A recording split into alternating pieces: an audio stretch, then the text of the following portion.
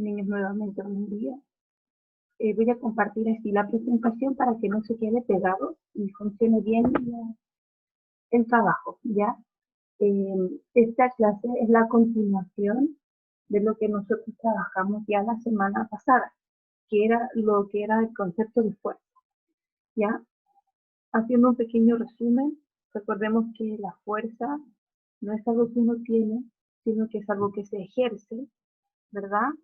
Existe mientras haya una interacción mutua. Si los objetos dejan de interactuar, la fuerza deja de existir. Entonces es súper importante entender que es una interacción mutua, tiene que haber de dos elementos, dos cuerpos que estén haciendo la fuerza uno sobre el otro, ¿ya? Y va a ser explicado concretamente cuando veamos los principios de Newton, si es que hoy alcanza, ¿ya? La fuerza puede calcularse, se mide en Newton, ¿verdad? Y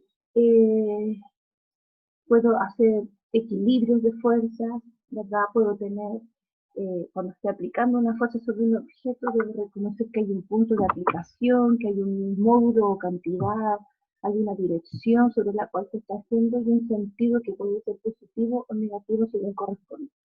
Por lo tanto, hoy día quiero que nos concentremos en el tipo de fuerza.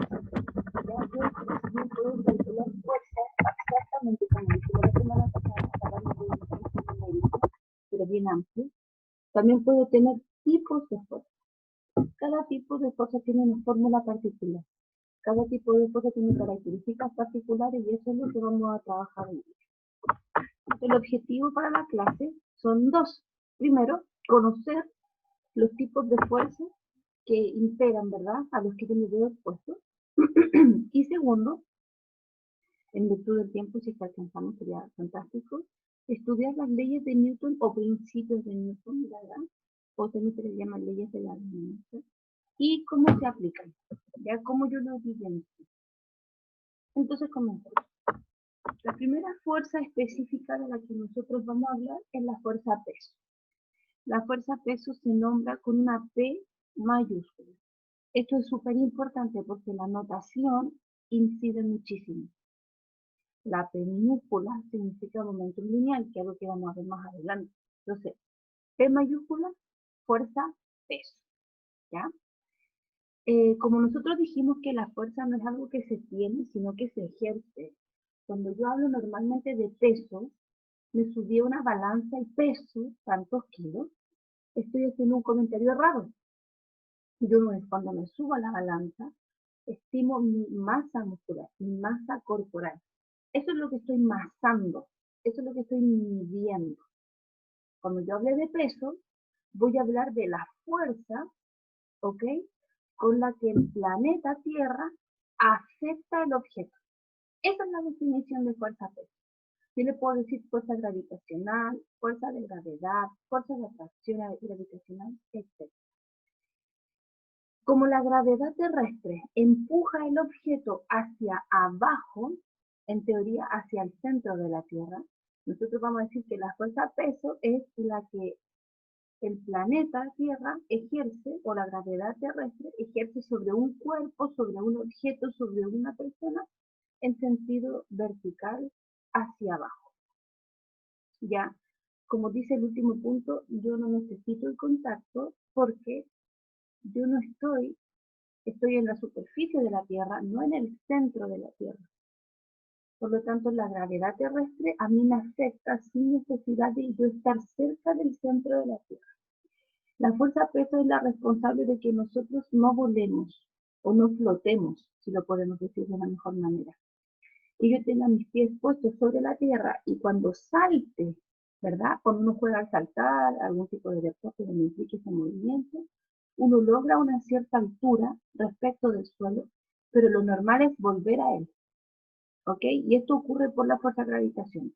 Ella es la responsable de que nosotros no flotemos. Y por supuesto hay una fuerza que también vamos a ver que hace que yo no me hunda en la tierra y que no traspase las capas terrestres. Todo esto son, acuérdense que las fuerzas van en pareja. Entonces, el peso actúa sobre el cuerpo, la gravedad actúa sobre el objeto. Y la contraparte es el objeto actuando sobre la Tierra. De ahí vamos a tener la dualidad. La fuerza-peso que la Tierra ejerce sobre un cuerpo tiene esta fórmula. La fuerza-peso es calculable como la masa por la gravedad terrestre. Por lo tanto, cuando yo quiero calcular mi peso, lo que debo hacer es multiplicar la masa que aparece en la balanza por la gravedad terrestre. Y voy a ver cuánto peso se está ejerciendo sobre mí. Si yo peso 70 kilos, ¿verdad? Y estoy a una gravedad terrestre, estaría hablando de entre 69,8 y 70 newton, o 700 newton, ¿ya? Eso sería como la fuerza que estaría aplicando. ¿Cuántos newtons se aplican sobre nosotros? ¿Con cuánta fuerza la Tierra afecta a mi persona? ¿Ya? Entonces, como les digo, si yo quiero pedir en una prueba, estoy pensando en un trabajo, ¿verdad? Determine la fuerza-peso de tal objeto, el único dato que yo necesito es la masa, porque la gravedad terrestre es siempre la misma, ya la hemos trabajado, y es siempre 9,8. Vamos a tener una fuerza que se llama fuerza normal. La fuerza normal se expresa con una N mayúscula.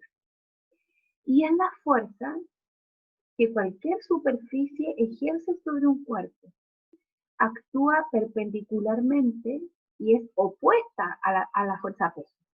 Entonces, si nosotros queremos analizar la interacción, el peso es lo que hace que yo me quiera hundir, ¿verdad? Y la fuerza normal es lo que evita que yo me hunda. Entonces, hay una fuerza que me está empujando hacia abajo, el peso, y hay una fuerza que me está empujando hacia arriba, que es la normal. Este equilibrio de fuerzas permite que yo esté parada sobre la Tierra, lo ande flotando y no me hunda hacia el centro de la Tierra. ¿Ya? Si un objeto está quieto, o sea, no se está moviendo, la fuerza normal va a actuar en sentido contrario a la gravedad. ¿Ya? Si esta situación no ocurre, si usted se está moviendo, la fuerza normal será la que la superficie ejerce sobre usted y es siempre perpendicular. ¿Qué quiere decir esto? Lo que está aquí. Esto es perpendicular. Es la reacción a la fuerza que un objeto aplica sobre una superficie. Aquí yo tengo una mesa y tengo un libro. El libro está actuando sobre la mesa hacia abajo. Lo está empujando producto de que la gravedad terrestre lo está afectando. Y por su parte, la fuerza normal está actuando desde la superficie hacia el libro, haciendo que se levante. Como ambas son iguales, ninguna gana por sobre la otra, el objeto se queda quieto, no se hunde y no flota. En cambio, en la figura de la derecha, que no sé si se alcanza a visualizar que estoy moviendo el cursor, no puedo ver chat, si alguien me puede hablar sería fantástico. Tengo un plano inclinado. Sí, profe. Gracias. ¿Qué significa que yo tengo un plano inclinado que no es horizontal? Por lo tanto, en este caso, la fuerza peso, ¿cierto?, va a ser siempre mayor a la fuerza normal. Por lo tanto, el objeto va a tender a deslizarse y caer. Este esquema, que la fuerza normal sea menor que la fuerza peso en un plano inclinado, es el concepto que se ocupa y que uno no sabe que se está ocupando cuando queremos hacer mudanzas. Ya hay muchas películas, sobre todo las que son de Estados Unidos, que muestran a la gente mudándose, llevando las cosas en un camión y colocan una rampa entre el camión y el suelo. Y es siempre un plano inclinado. ¿Por qué? Porque uno coloca el objeto y este se desliza. Obviamente ninguno de los que está haciendo ese acto analiza esta situación. Pero nosotros que lo estamos mirando desde esta vereda, desde la ciencia, podemos analizar ese momento que se está aplicando un equilibrio o una interacción de fuerza. Como la fuerza peso va a ser mayor sobre el objeto, va a tender a deslizarlo hacia la tierra y va a ser más fácil para ellos deslizarlo, ¿verdad? Después vamos a ver cómo puedo seguir procediendo. Entonces ya tenemos dos tipos de fuerza. Fuerza-peso, fuerza normal. Si yo quisiera darle una fórmula a la fuerza normal, tendría que calcular el peso, o sea, decir tantas masas por la gravedad, y anotar el signo negativo para indicar que va en sentido contrario a la fuerza-peso. No sé si se entiende hasta ahí.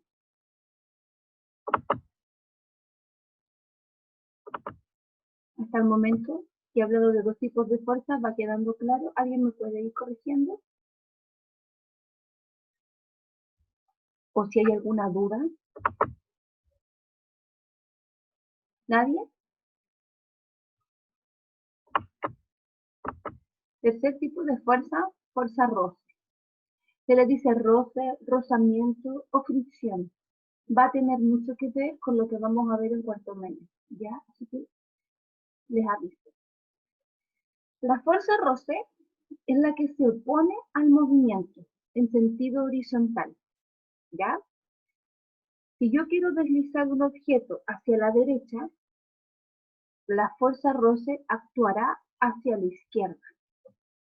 Voy a agrandar el dibujo para que lo puedan ver. Fuerza hacia la derecha está haciendo la niña. Fuerza roce hacia la izquierda. ¿Ya?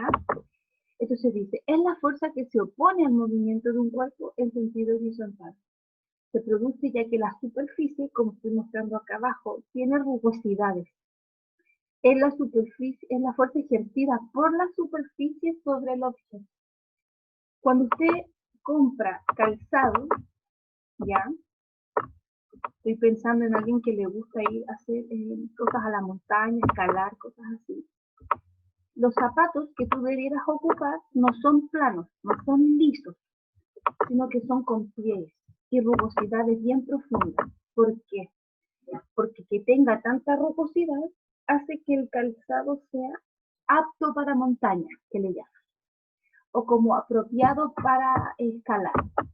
Entonces usted se compra ese calzado y sabe que no corre riesgo de caerse de manera inmediata, sino que tiene un mayor soporte, porque la fricción es más alta, ¿ya? En cambio, pensemos en alguien que ocupa un calzado nuevo, que está totalmente liso en la planta, ¿verdad? Y camina sobre un piso encerado. Lo más probable es que se deslice, se resbale, ¿ya?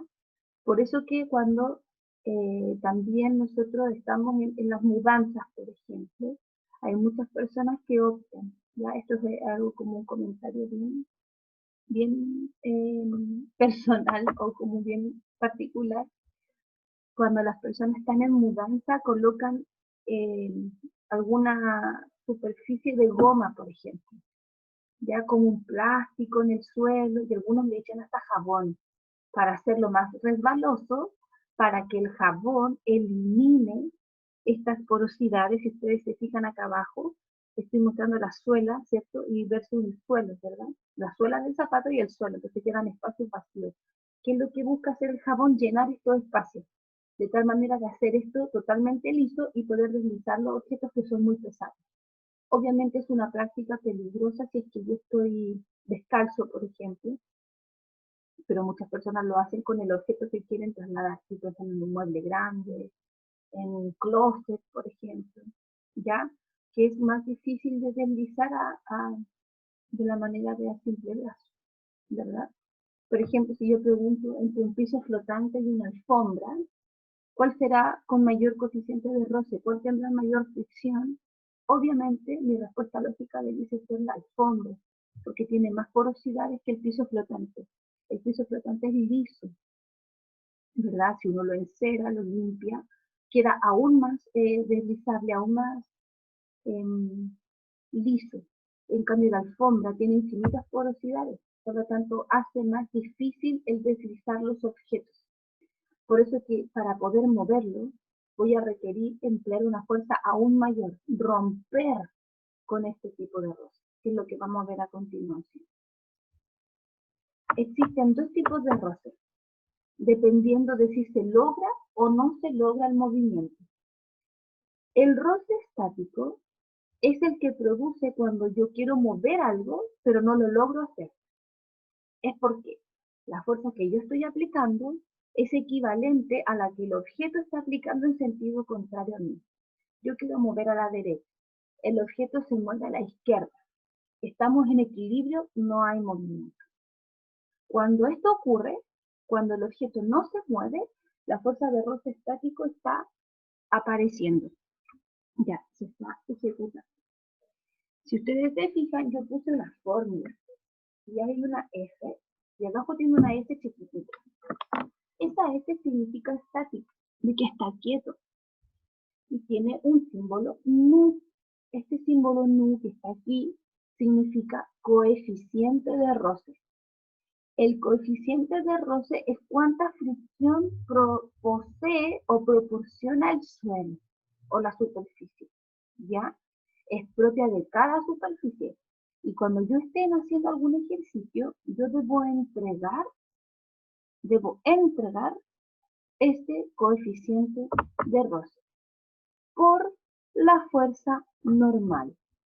Entonces, si usted está en prueba y olvida cómo determinar este concepto, porque se lo olvidó, yo puedo ocupar esta posibilidad también. Ya la estoy escribiendo en grande para que se entienda, sabiendo que el coeficiente de roce, la masa y la gravedad terrestre. Entonces, si yo estoy en prueba y olvidé cómo determinar estos valores, siempre puedo recurrir a una fórmula. Sabiendo que la fuerza normal es equivalente a la fuerza peso, si no tengo la normal, a mí no me la dijeron como fórmula. El encabezado nos dice, siendo la normal de tanto, yo tengo que encontrarla. ¿De qué manera la encuentro? Aplicando este principio. Masa por gravedad. Entonces, tanto la fórmula de arriba como la fórmula de abajo son equivalentes. Va a depender de los datos que me dé el problema. ¿Alguna duda aquí? ¿Alguien? No puedo ver chat. Les aviso. ¿Hay alguna duda? ¿No? Continúo. Roce dinámico. Tiene la misma fórmula que el roce anterior, solo que el roce dinámico actúa cuando el objeto logra moverse. ¿Me escucha ahora? Sí, dígame, ¿duda? Ah, ya. Es que en la anterior, eh, la fórmula, la primera, es la que corresponde al roce estático. Sí, Pero si uno no tiene la N, ¿se cambia la fórmula esa? O correcto. eso no entendí. Claro. Eso es. Por ejemplo, yo tengo la pregunta de prueba. Y la pregunta de prueba dice, determine el roce, la fuerza de roce estático de un objeto que tiene un coeficiente de 2 y una fuerza normal de 5. A mí me dieron explícitamente el coeficiente de roce 2 y la fuerza normal 5. Entonces yo tengo que multiplicar, ¿verdad? 2 por 5, 10. Pero si a mí no me dice así el encabezado y me dice, por ejemplo, determine la fuerza de roce estático para un objeto cuando su coeficiente de roce es de 5 y su masa es de 2 kilos. ¿Qué tengo que hacer entonces? Leer que no me dio la fuerza normal de arriba, no está explicitada, entonces yo debo ocupar su alternativa. ¿Y cómo lo voy a hacer? Haciendo el mismo caso. Mi coeficiente de roce era 5, mi masa era 2 kilos, pero yo le multiplico la gravedad terrestre, que es siempre la misma que el 9,8. Y de esa manera determino la fuerza de roce. ¿Se entiende la idea, no? Va a Sí, depender profe. de cómo venga el enunciado verbal. Si tiene los datos textuales o no los tiene claros. Y yo debo traducir la información. La expresión de abajo corresponde a cuando a mí no me dan la información de manera textual. Y yo debo tener que pensar en cómo lo arreglo. ¿Se entiende la idea, no? Sí, profe, ahora sí. ¿Sí? Vuelvo acá. La fuerza de roce dinámico es lo mismo. ¿Ya? Tengo el coeficiente de roce dinámico por la fuerza normal. Y al igual que el anterior, si no tengo el encabezado que me lo diga literalmente, textualmente, yo puedo ocupar la alternativa. Solo que en vez de ser un roce dinámico, entonces un roce estático va a ser un roce dinámico. Se abrevia con K de kinetic, como de movimiento, kinetic, ¿ya? Y ocupa la misma expresión. ¿Qué pasa con esta fuerza de roce? Ocurre cuando la fuerza aplicada es mayor que el roce. Por ejemplo, en el vehículo está avanzando hacia la izquierda en este caso. Las ruedas del vehículo, cuando giran, tienden a tener hacia la derecha, quieren hacer lo contrario, ¿verdad? Pero cuando yo me subo al auto, aprieto el acelerador, inmediatamente logro romper con este equilibrio. Hago que la fuerza sea mayor del movimiento que la de las ruedas hacia abajo. Por lo tanto, el objeto se mueve. ¿Cómo uno va asegurándose de que este equilibrio no se rompa tan rápidamente? Por ejemplo, estoy pensando en los autos que viajan a la nieve. No sé si ustedes se han fijado, pero los autos que van hacia la nieve no pueden ir con sus ruedas desnudas, por así decirlo, porque si no el auto patina. ¿Sí o no? Yo no he tenido la experiencia de verlo, solamente lo he visto por las películas. Pero, ¿qué es lo que hace la gente? Le coloca cadenas, aumenta en las ruedas la fricción, le coloca elementos adicionales para que sea de mayor fricción y por lo tanto igual pueda avanzar, pero no resbale, no se vaya para atrás, que es lo que normalmente ocurre, o como que el auto quede ahí aposonado, ¿cierto? Las ruedas giran, giran, giran, pero no se pueden mover. ¿Se entiende? Es como que yo le aumento la rugosidad para que rompa con esa fricción que la misma nieve está, porque la nieve es lisa. Ustedes tienen que pensar que la nieve es absolutamente lisa, ¿cierto? Porque es agua que se congela y queda con la mínima cantidad de porosidades en teoría. Entonces, hace que el objeto se deslice y resbale y no pueda avanzar. En cambio, cuando le colocan las cadenas, logran tener movimiento. O por ejemplo, la gente que camina, que esto yo lo he visto también en las películas, que no tiene zapatos apropiados, se coloca alguna cosa en los pies, un pedazo de madera, una raqueta, incluso en las películas han mostrado que son como elementos que pueden ocupar para lograr moverse bien dentro de la nieve. Entonces, roce estático es cuando no se rompe el movimiento, el cuerpo está quieto, y roce dinámico es cuando sí se logra generar movimiento. Fuerza-tensión.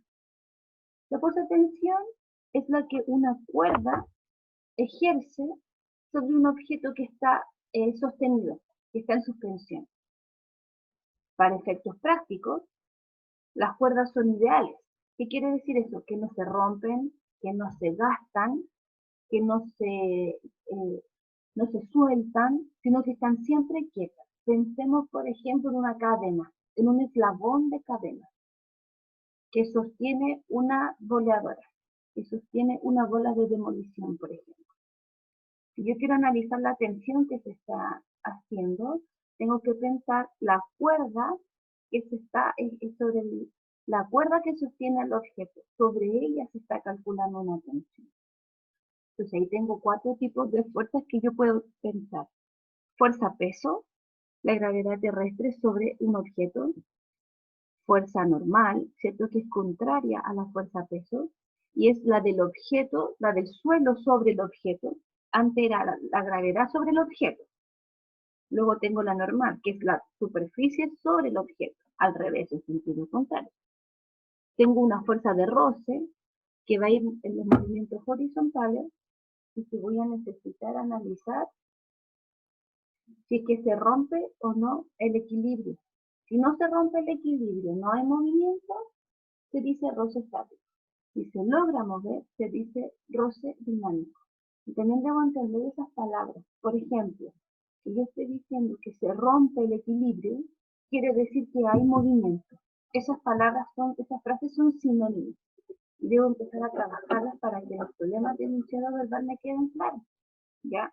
Cuando el enunciado diga se rompe el equilibrio, es porque quiere decir que hubo un lado que se superpuso.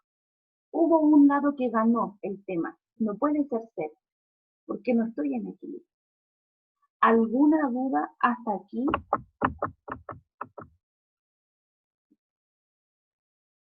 ¿Alguien?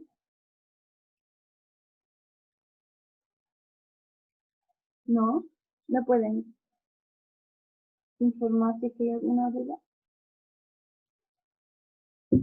Chicos, no me deja ver el chat. Ahí sí, gracias. Ahí sí logré ver. Entonces, tengo esos 4 tipos de fuerza que son particulares. Hay muchas más, ¿ya? Pero por lo menos estas son atingentes a su curso. Ya cuando vayamos avanzando en niveles vamos viendo otras fuerzas que van apareciendo, ¿ya? Y vamos a avanzar un poquito en lo que son los principios de Newton. En el año 1687, Isaac Newton, ¿cierto?, estudió durante mucho tiempo, visualizó experimentos y logró establecer 3 principios fundamentales para la dinámica. Esos principios son aplicables a muchos fenómenos de movimiento, ¿ya? Y son 3, que son los principales. Ya se les llama principios, ley, teoremas, axiomas de Newton, ¿ya? Pero hay palabras que fueron eliminándose del vocabulario porque no debieron ser probadas para poder ser validadas, ¿ya? ¿Cómo ocurre esto? Acuérdense que como nosotros estábamos trabajando lo que era caída libre, yo les contaba que él hizo experimentos, Newton hizo experimentos, fue lanzando distintos objetos de distinta masa a la misma altura y todos caían al suelo de la misma manera. Entonces él se sorprendía y decía, pucha, ¿por qué?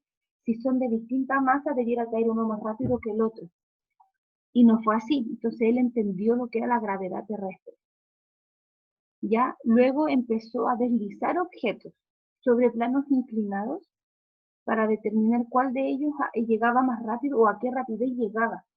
Y logró empezar a armar, a darse cuenta, a visualizar en la naturaleza estos principios. El primero de ellos se llama principio de inercia.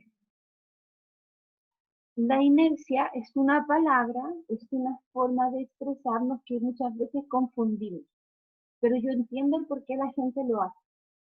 Cuando una persona hace algo y no se da cuenta que lo hizo, está como implícito en su cuerpo, en su rutina, le dicen lo hiciste por inercia, automáticamente, ¿ya? La palabra que debiéramos ocupar es automáticamente, autónomamente, monótonamente, que yo lo hago porque sí, pero la inercia es otra cosa, pero la gente lo piensa por lo que les voy a contar ahora. La inercia es la propiedad que tiene un cuerpo, ¿ya? Yo como cuerpo, pensemos que no seamos personas pensantes, sino que sea un lápiz, una botella con agua. Esta botella con agua es un cuerpo. Y este cuerpo, si está quieto, quiere permanecer quieto. En cambio, si ese cuerpo se está moviendo, quiere seguir moviéndose. ¿Hasta cuándo?